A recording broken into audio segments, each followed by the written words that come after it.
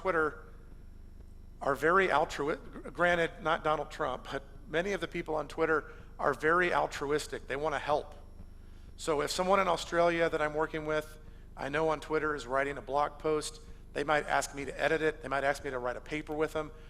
Those papers then lead to a promotion.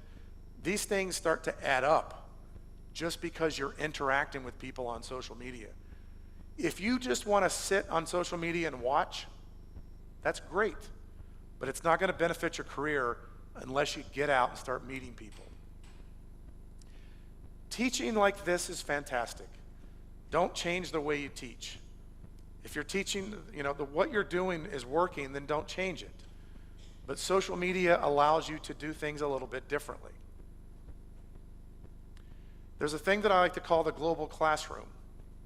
When I teach here or anywhere else, people are tweeting, people are putting things on Instagram.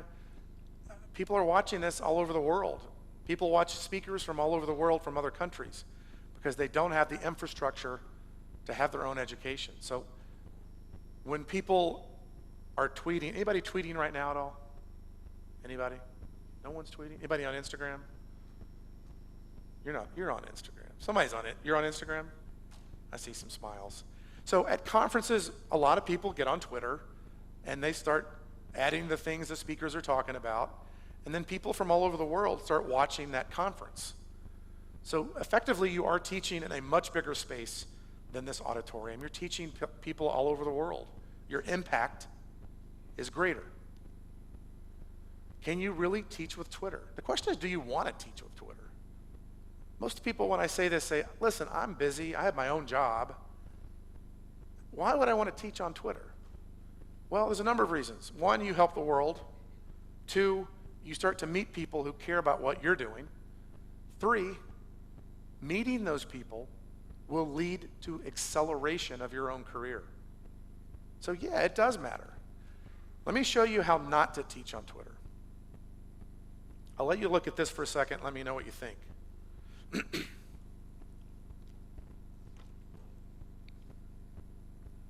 What's the diagnosis?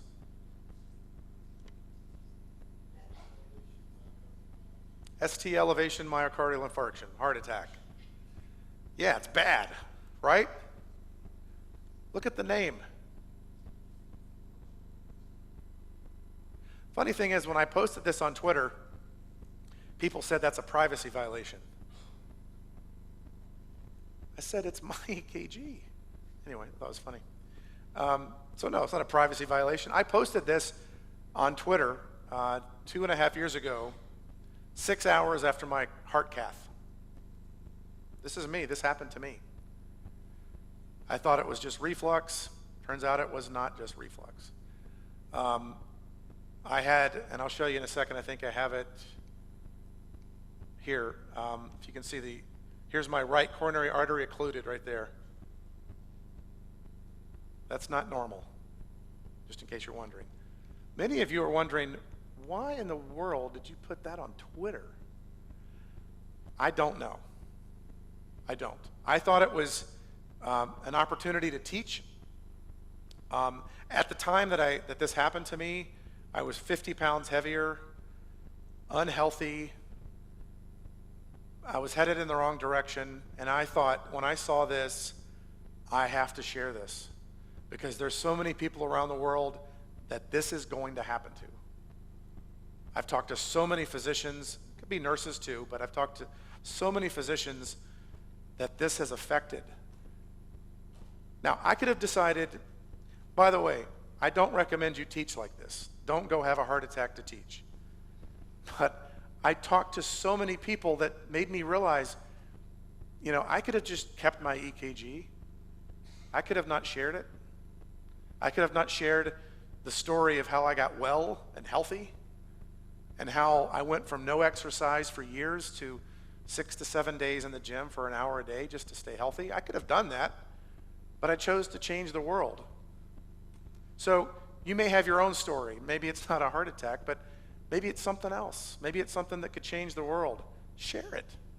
Social media allows you to do things outside of your job that you will never have in your job. The ability to truly change the world. and get involved. I just want you to think about it. I'm not saying go out and do it today. Don't go have a heart attack today to do this, by the way. And of course, I put it on Twitter, Facebook. I wasn't on Instagram then, but I put it everywhere. And then I shared my cath video. Some of you are looking at me like, this guy's pretty stupid. Why would he do that? Change the world. Medical educators, and I look at you right now, I think some of you think you change the world, and you do. But you can change all of it. You can change other people in other countries just by getting involved in social media. Wouldn't that be a nice thing to think about someday when you retire, that you helped so many more people around the world? You can do it quite easily. You don't have. You can be creative. You don't have to send out your heart cath or your EKGs. You can make things like this.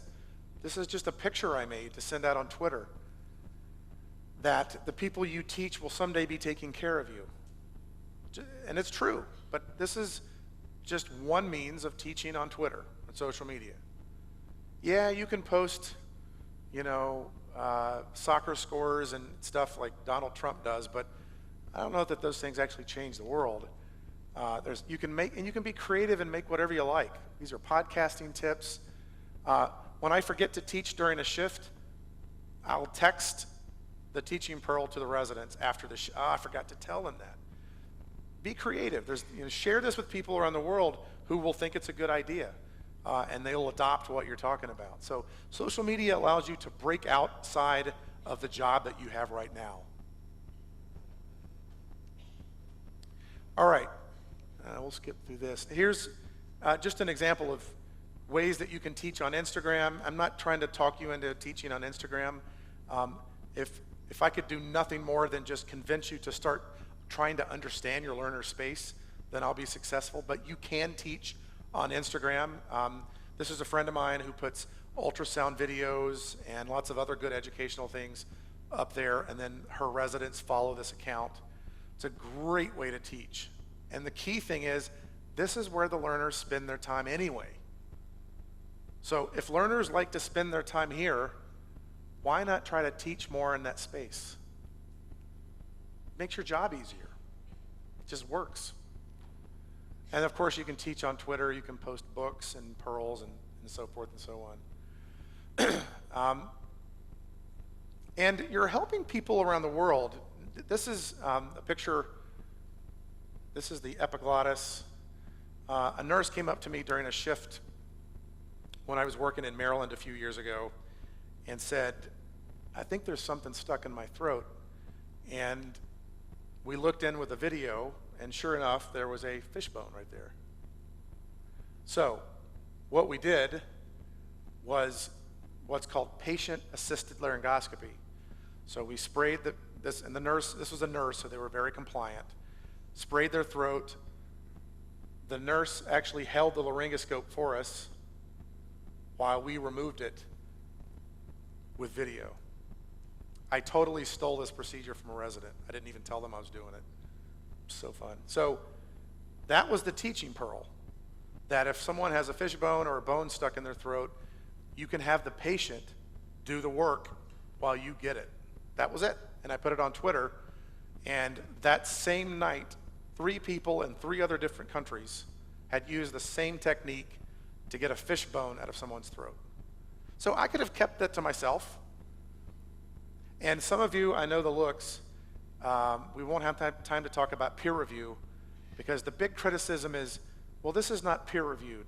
The blogs, the podcast, this stuff, it's not peer reviewed. People will follow this advice and could cause harm. We can talk about that later, but I think for the most part, this stuff that people put out on social media is really safe, and it helps patients around the world.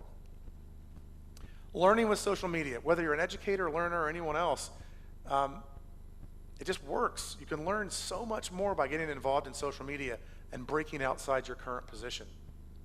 People ask, why are you on Twitter? Why are you on Instagram? Because there's this great conversation always going on, and the only way you know what's going on is to listen. The only way to listen is to get on and listen. You can choose not to listen as an educator, but guess who's listening? The learners. The people you're supposed to be teaching how to take care of patients, they're listening. Are you? Think about that.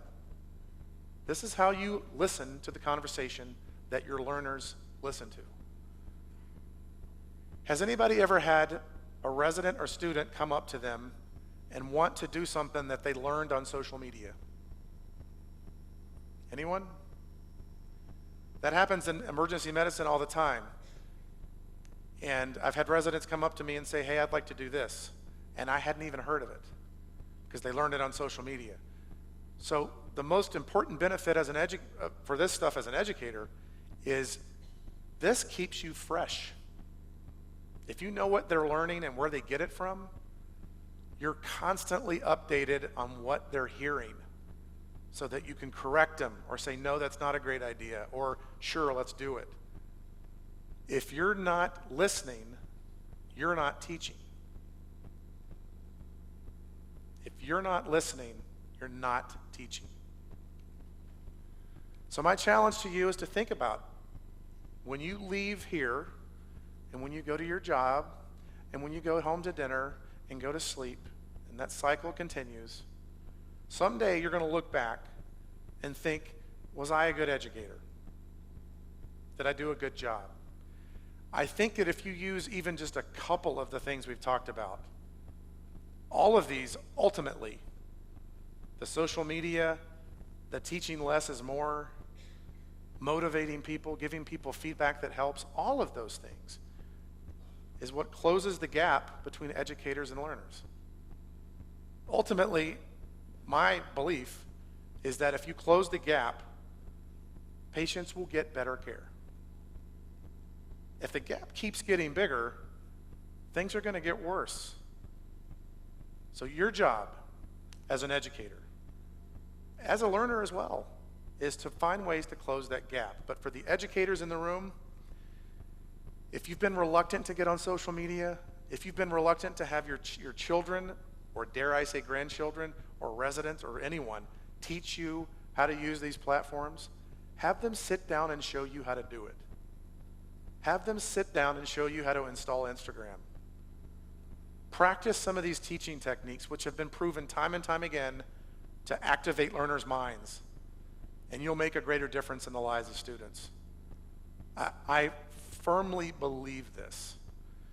As you leave this talk, I just want you to remember that regardless of video cameras, poster sessions, badges, the hotel rooms that some of you may have to get, how tired you are right now, all of this, all of it, every conference is about taking care of patients. Everything you do every single day for learners is an attempt to make sure patients get better care. And someday, that patient will be you. So do a good job. Thank you.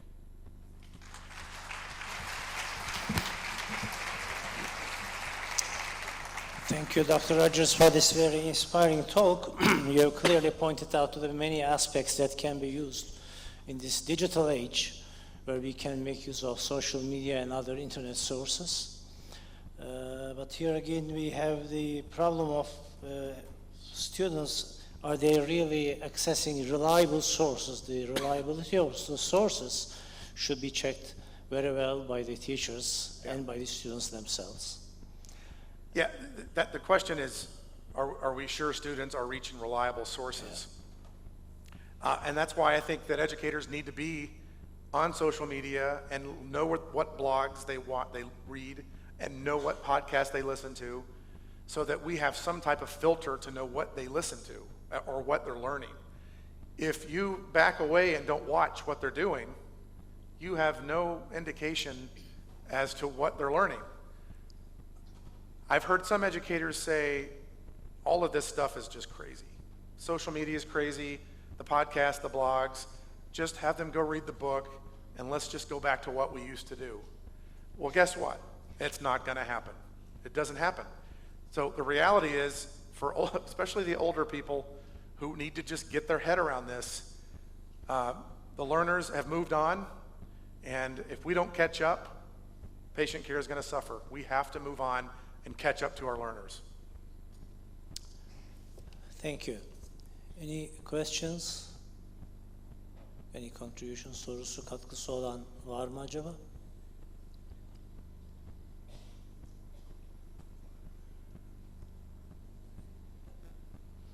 Thank you. I think one of the important take-home messages I can summarize is the less you teach, the more the students will remember, is one of the take-home messages. Yes. And speaking too much doesn't mean you teach a lot. And instead of teaching, we should inspire our students. It is one of another take-home message.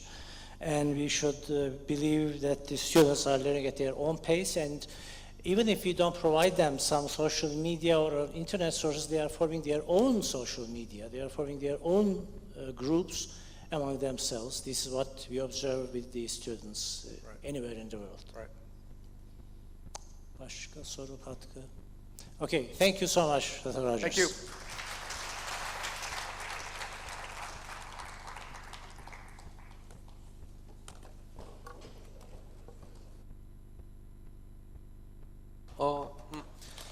Şimdi yarım saatlik bir çay kahve molamız olacak ama onun hemen öncesinde dışarıda bir fotoğraf çekimi olacak.